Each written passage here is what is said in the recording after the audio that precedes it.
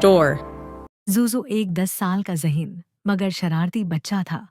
वो रोबो सुट्टी के एक खूबसूरत मकान में अपने मामा पापा के साथ रहता था। जोजो को गैजेट्स, रोबो गेम्स और डिजिटल दुनिया से बहुत लगाव था। उसके पास एक खास ट्यूबलाइट था जो उसने अपनी सालगिरह पर पाया था। हर रोज स्कूल से आते ही जोजो बेग एक तरफ फेंकता और चीख कर कहता, बोट बोट आन, अब गेम्स का वक्त। बोट बोट उसके ट्यूबलाइट का अर्फी नाम था और वो एक इनिमिटार चेहरा रखता था जो बात भी करता था। मामा अक्सर आवाज देते, जोजो बेटा होमवर्क कर लो। मामा बस 5 मिनट, बोट बोट के साथ एक नया मिशन है। जोजो जवाब देता, 5 मिनट घंटों में बदल जाते। वक्त गुजरने के साथ जोजो ने बाहर खेलना छोड़ दिया। रोबो सिटी का पार्क खाली लगने लगा क्योंकि जोजो जैसे कई बच्चे सिर्फ गेजेट्स में गुम हो चुके थे। एक रात जोजो अपने बिस्तर पर लेटा ही था कि बोट बोट अचानक जगमगाने लगा। जोजो तुम स्पेशल हो, मैं तुम्हें डीजी वर्ल्ड ले जा सकता हूँ, बोट बोट बोला। जोजो हैरान होकर बोला, वाकई, मुझे ले चलो। स्क्रीन पर एक चमकता दरवाजा नमूदार हुआ और जोजो ने जो ही उसे छुआ वो गायब हो गया। पलक झपकते ही वो डीजी वर्ल्ड में पहुंचा। एक अजीब और गरीब मगर शानदार दुनिया जहां सब कुछ टेक्नोलॉजी से चलता था। उसे गीगी नामी एक छोटा सा उड़ने वाला रोबोट मिला जो इसका गाइड बना। खुश आमदीद जोजो, क्या हुआ, मजा नहीं आ रहा?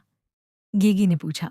पत्ता नहीं, जैसे कुछ खो गया हो, जोजो ने आहिस्ता से कहा। गीगी ने कहा, वापसी सिर्फ तब होगी जब तुम एक हकीकी मुस्कुराहट पैदा करोगे। जोजो को कुछ समझ ना आया। वो और आगे बढ़ा।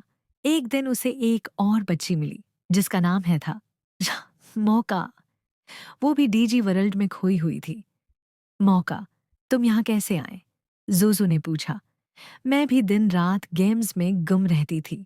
अब मुझे अपने मामा की लोरियां, दोस्तों की बातें और स्कूल की घंटी याद आती है, मौका ने रोते हुए जवाब दिया। जोजो को भी मामा की आवाज, स्कूल के दोस्त फौजी, लौला और अपने पापा की कहानियां याद आने लगे। हम यहाँ कुछ नया करेंगे, जोजो ने कहा। जोजो और मौका ने मिलकर रियल पार्क बनाया। एक जगह जहां बच्चे हंसते, खेलते, कहानियां सुनते और आपस में बात करते। जल्द ही दूसरे बच्चों ने भी इसमें शामिल होना शुरू किया। एक दिन जब जोजो ने एक छोटे रोबोट बच्चे टीटू को खुलखुलाकर हंसते देखा तो उसके दिल को खुशी मिली, वो खुशी जो गेम में कभी नहीं मिली थी। गीगी फौरन आया और बोला, जोजो तुमने हकीकी मुस्कुराहट पैदा कर दी, वापसी का दरवाजा खुल रहा है। जोजो पलक झपकते ही अपने बस्तर पर वापस आ गया।